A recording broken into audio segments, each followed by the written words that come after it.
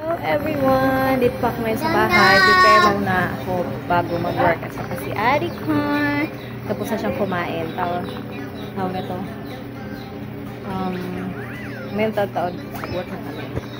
Siya ito pala yung hindi kami na ulam ito pero ulam lang na. Sarap!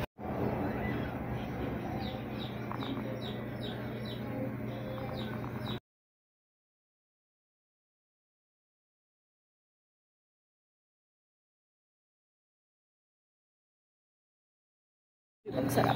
Bulag. Papapaanin rice tayo na to. Pero tapos na kami kumain. Kaya, ang ganap ko na lang is, hintayin ko na muna si Mister na nakaabot. Kaya, ako sa mga ihabot ng Mister. Harap sa tindahan.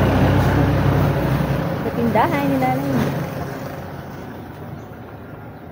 So, hindi ko pa alam kung ano i-entry ko sa TikTok ko kasi parang nasayaw ko na. Hindi ko na alam.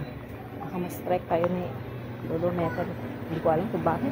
Hanggang ngayon, hindi pa rin tayo nakapag-star. Baka naman, Lolo Meta. Hindi na ako makastar naman ako. Tagal na rin ako eh.